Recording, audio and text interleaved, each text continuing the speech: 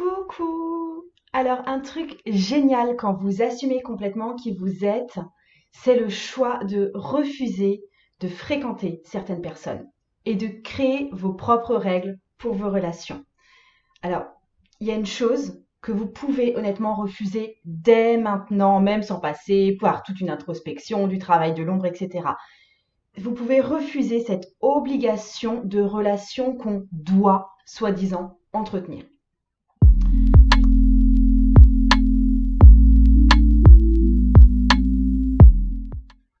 Juste avant de vous en parler, je vous fais un dernier rappel. Là, on est dans la dernière ligne droite pour pouvoir vous inscrire à mon programme Cheminer dans mon ombre. On commence ensemble le 16 mars 2020. Et parce que je ne sais pas quand est-ce que vous allez regarder cette vidéo. Et en fait, dès le tout premier module, vous aurez donc en votre possession une liste de questions qui vous permettra de venir interroger vos jugements sur le monde et aussi toutes les données pour interpréter ces questions pour savoir où sont vos zones d'ombre à travailler là, maintenant, tout de suite. Et en fait, du coup, là, dès le soir même du premier module, vous aurez une méthode pour savoir ce que vous vous cachez à vous-même sans avoir besoin d'un exercice long ou d'aller voir un spécialiste en psychologie.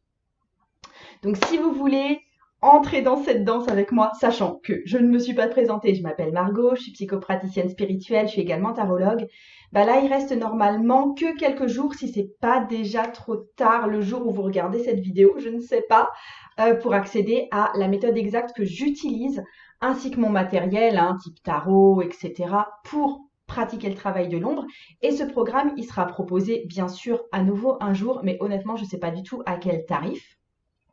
Vous pouvez voir si c'est encore disponible au lien en barre d'infos.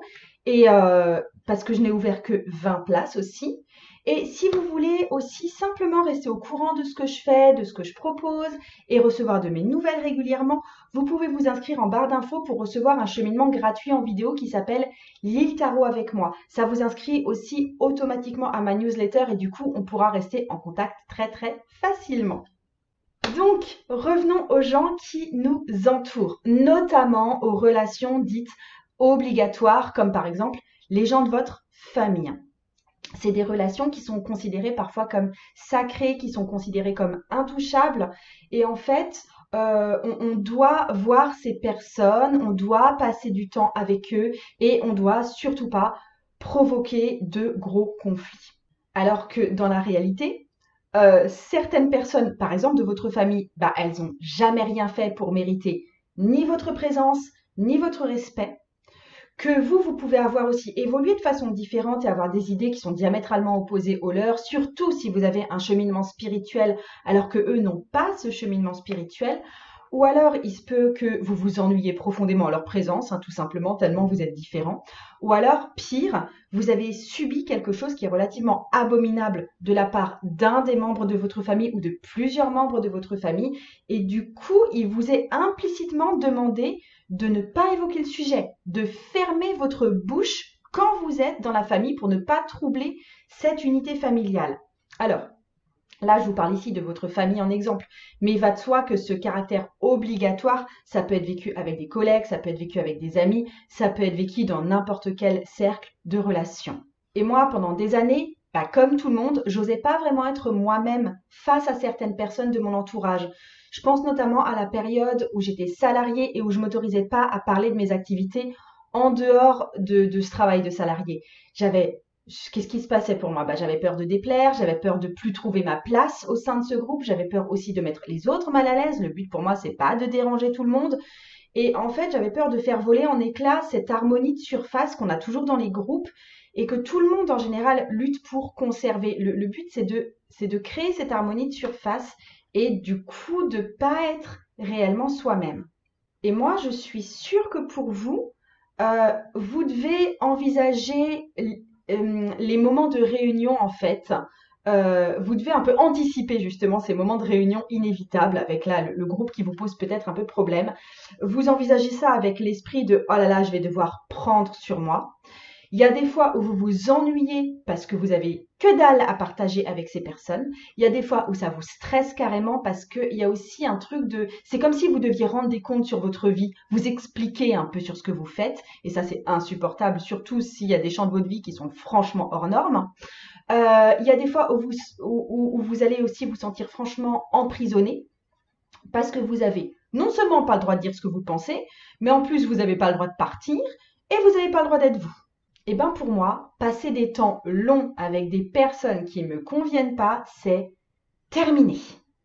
Les personnes auxquelles je devais quelque chose, on va dire, elles sont devenues des personnes juste comme les autres, comme les personnes lambda, pardon. Ça veut dire que je les fréquente si je veux. Et quand j'ai pas envie de voir quelqu'un, eh ben je vois pas ce quelqu'un.